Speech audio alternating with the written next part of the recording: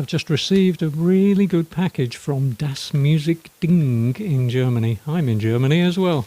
And in this intriguing package here are some magic beans of an electronic variety.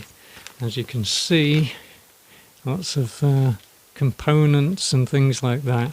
And I've become interested in a piece of equipment called a treble booster. This is a kit to build a treble booster, since the original ones are very expensive at the moment, sent to me by Klaus. So next videos are going to be the build, so I hope you can stick with it. Let's have a look what's in the bags. We have got, I do believe, a germanium transistor in that one. Yeah. And you may hear on the sound that it might interfere with the sound, because germanium does that.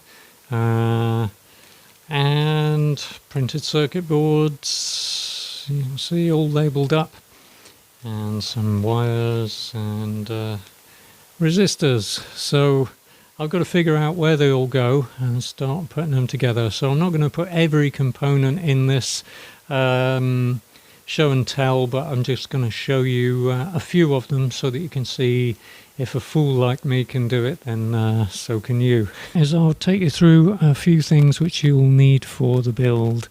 One of these things is a really good idea. It's got little crocodile clips on the ends to hold your circuit board, and a magnifying glass. You can get them in Germany pretty cheap in, I think, in a place called Teddy. Soldering iron with a really fine tip. If you can find a fine tip, find a fine tip. At least one with interchangeable tips. Obviously solder. A solder remover, solder sucker, which is like a push that plunger down, and you heat up your solder with the iron, and then when it's molten you press that and it sucks it when that's when you've put too much solder on there. Cable ties, snippers, not much else really, you know, a good light, and make sure that you're not getting static electricity around your components, you know. Right, so what am I looking at? Here you see we've got the circuit board. I've just looked up, if I can get a pointer on it. Here it says R6 and here it says R1. Okay, now R6 and L1 have got the value of 1 M on the schematic. Okay, so the two components here, which this isn't on by the way, they are the 1M components that need to go in here. So it's a case of poking these ends through. It doesn't matter which way round on a resistor, that's the R, and then you're soldering them in from the other side. Okay, so on there. So it's a case of, I'll grab one of them, and then you snip off the long bit. So you've got to get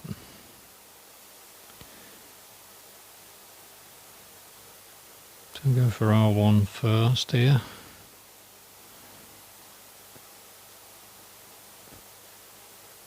Like that. Okay, now you want to get them right down. Alright, like that. And then it's a case of soldering in those two pieces there with a little dab of solder on the rear, and then snipping off the spare. Okay, so that's what I'm going to do on the next bit.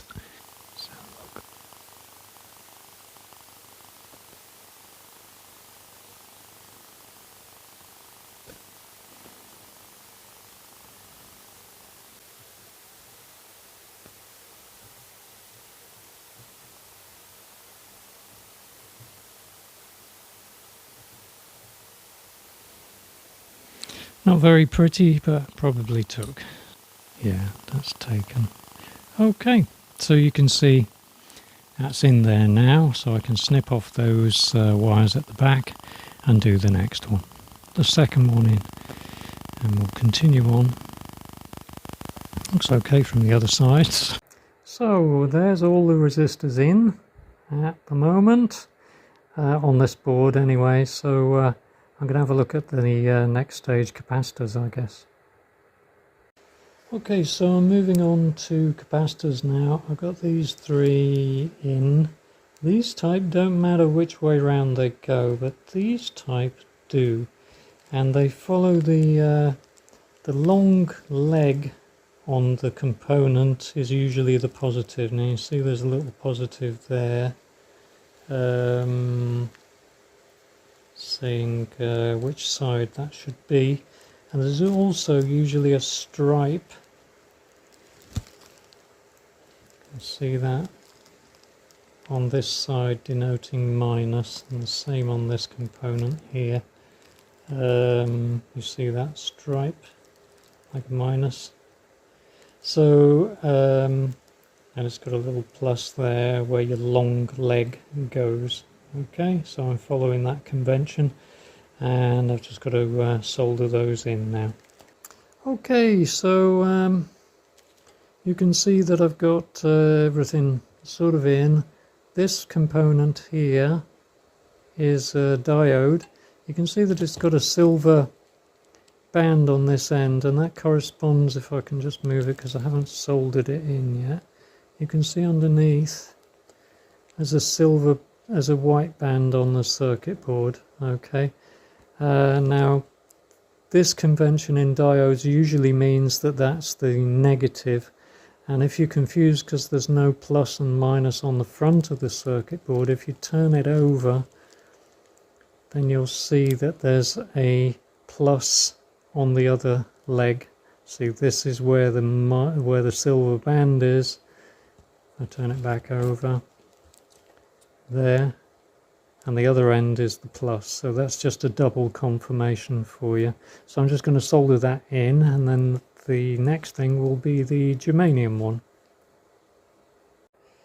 Okay, so you can see this cradle here. I haven't soldered it in yet, but that solders into these pins. There's 4 pins there. It depends on the type of transistor you've got. Now mine is this this one here. Hello there. I'm just trying to give you a bit more clarity on the germanium transistor orientation. You see here there's a tang that sticks out on the rim of the bottom of the housing of the transistor. That aligns with E. You can see the pin nearest to it. That goes to E on your circuit board. The middle one, if I can get it to show up on here, goes to B, and the furthest away goes to C. Now I believe the C stands for cathode and the E stands for emitter. So there are 4 holes on the circuit board. So if you're using the type of transistor that I got in my kit, oops, then you need to occupy those 3 holes. If you get a different type of transistor, you might need to occupy other holes, but the one I got was in AC 125, there, that one. Okay, so for that, I do believe that's the orientation. Okay, apologies for my sloppy soldering, but I'm not really an expert at this, as you can easily tell. Hello again. So we're on to this part of the build, and this circuit board here isn't defined in the documentation, so it's a little bit of a mystery. There is a diagram which goes into the wiring of this switch with wires to each of these points, but they correspond with the holes you see in this circuit board. So it's been updated with a printed circuit board, so I would rather use that with this plugged into it. Seems to make more sense, you know. But there isn't really any guidance on how you do that. Apart from there are obviously these labels here as to what these things go to, so I can put a lead in there and then connect it to where I think it goes. The first thing I'm going to do is to put this spare resistor that I had in here, which if you look on the old diagram, then this resistor is somewhere else. It's on the other circuit board, so I'm going to put that in first. I'm not going to solder the other LED prongs from the light on the pedal until later on, because it's just going to restrict my soldering of all the other bits here. So it's a bit of a shame that there's no picture for me to go from, and looking on the forums, there's a few other people who are newbies to this who have encountered this. So if you're watching this and you do know, or you are capable of generating a diagram and sticking it on the forum, it would be handy for people like me. So I'm going to guess, because quite frankly it'll either work or it won't work, and we'll see from there. Okay, so I'll get on and solder it. Okay, so I think I've made some progress on figuring this out. You see this component here, the switch, it's got 9 places, okay, on it, and so has the circuit board. I mean, you're going to be laughing if you know anything about this stuff. I don't really. So those go in here, and also there are 9 holes on the edge here. Okay, so I'm going to put the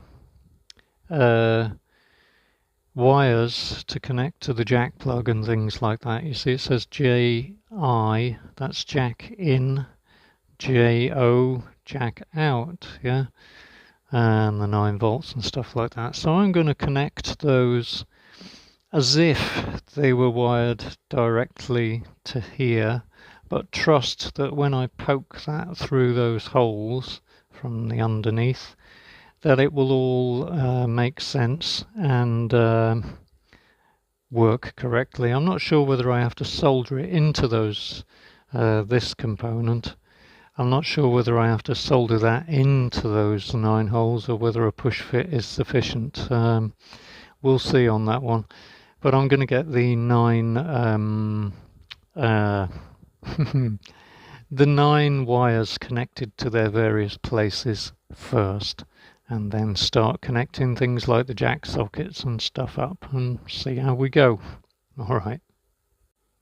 So a little update as to how far I've got. You can see on this side here that I'm doing connecting these wires to these holes, and they seem to correspond, at least the top 4 of them here. 9 volt, board in, ground, board out, correspond with these ones here, 9 volt in, ground out, and this is the board, of course. So so I'm going to connect those 4 to there. JO is jack out, JI is jack in, and then I've got these other ground ones and the 9 volt here, which I'm not sure of at the moment, but this board here used to incorporate this part here, okay, in the version 1, but now now that isn't on here, it's on here. So I'm thinking that 9 volt is possibly from the mains in directly to that LED from the main socket, you know. But that's a thought at the moment. So it's a work in progress, but we're making progress, you know. Then these three here in that board are the volume control. So there's 3 pins on the back of the potentiometer. And these 3 are the 3-position switch, which I believe slots into those holes because they're quite substantial holes. So I think they can take a fair bit of heat. And then it's a case of connecting the rest of it together. So we're not far off now, as if I'm right in my many assumptions. Onward. So here you can see that I've got these connected up now, as I believe they're going to be. So this 9 volt will go to the DC socket and battery. Jack in and ground will go to the jack socket. I did discover that the black ground here goes to the output jack, that goes to the output jack, JO, and these 4 go to their corresponding holes on here. Okay, so now I've got to put in the those 3 wires there, which correspond with the potentiometer. See those holes? And then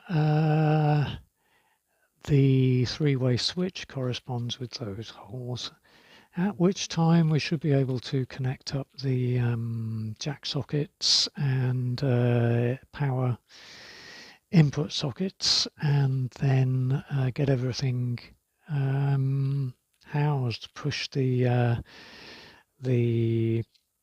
foot switch into these holes here, and get the LED plus and minus soldered into those. So we're not far off now.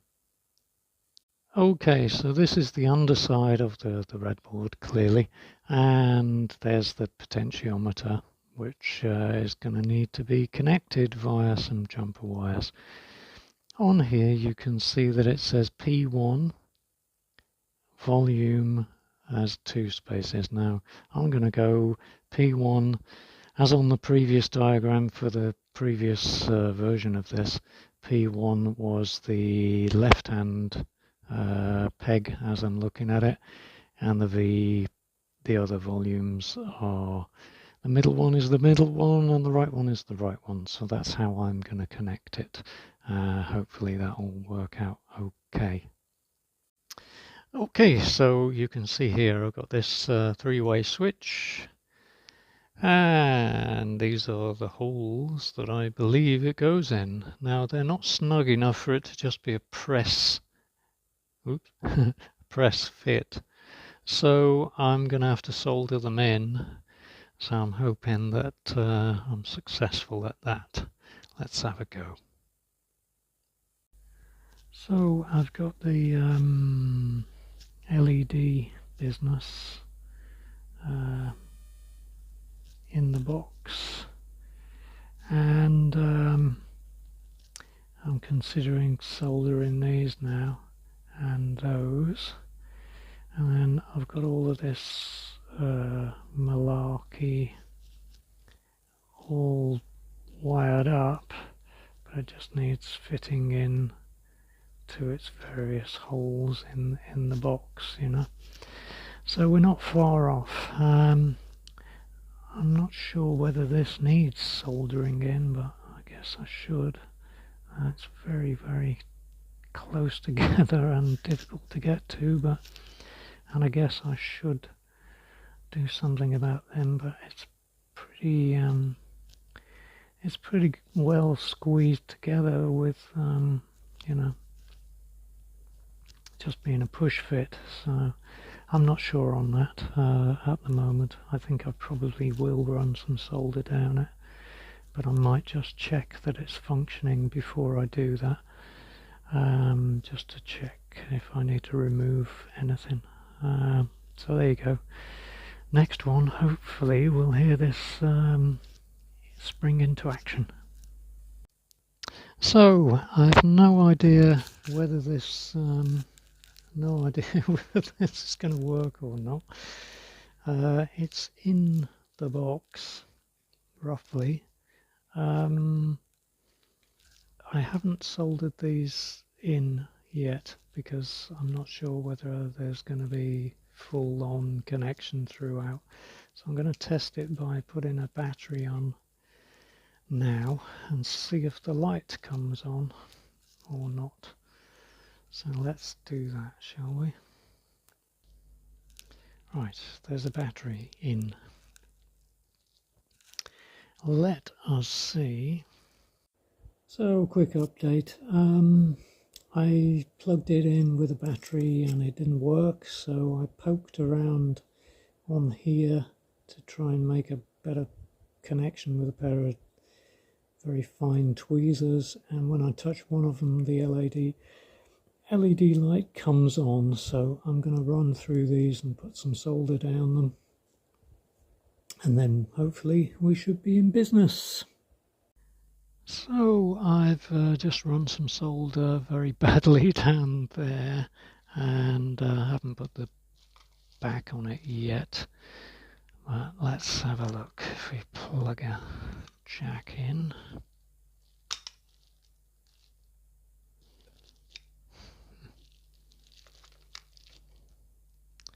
so there's a jack in. Let's have a look.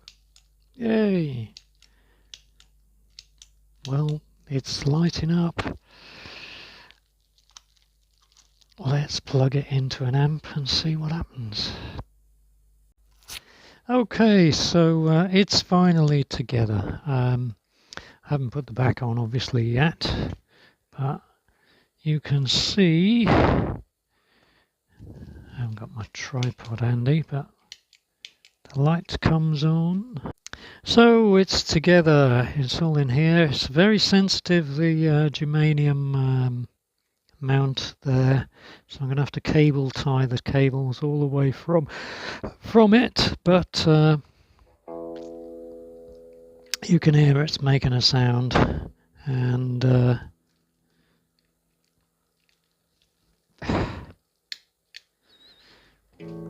that's without, that's with, you can hear it's very trebly, so that's okay.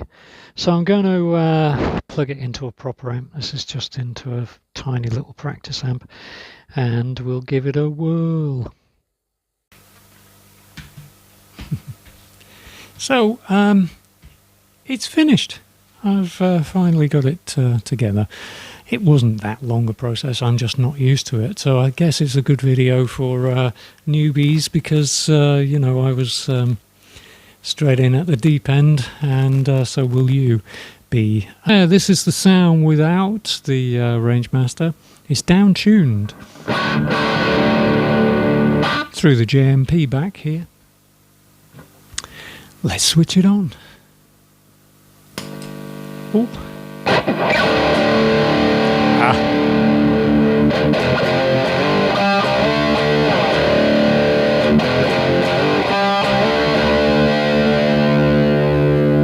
Sounds rather nice.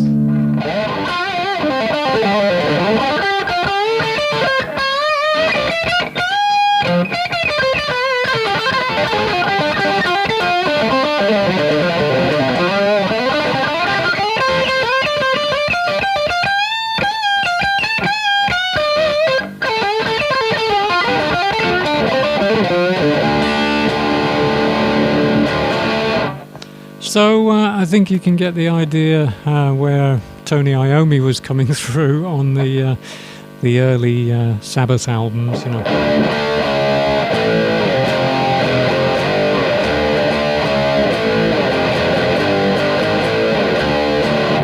that sort of thing. He used to use P90s on his SG, of course, and I'm using my Les Paul Special with P90s. So let's tune it back up and play some more.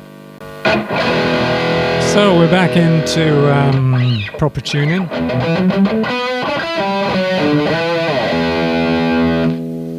So it cleans up quite nice if you take down the volume a bit.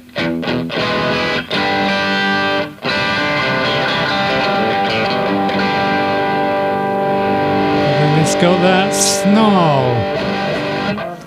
It's got a volume on the pedal which I've just got maxed out, but this has got a few positions. This is more treble-y.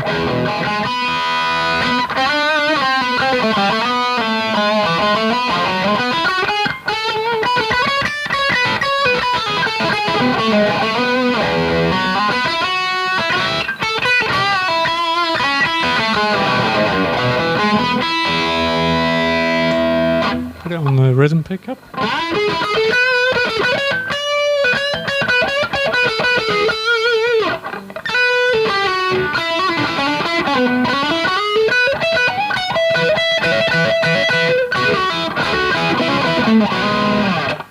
Sort of stratty sound, you know? If we can get that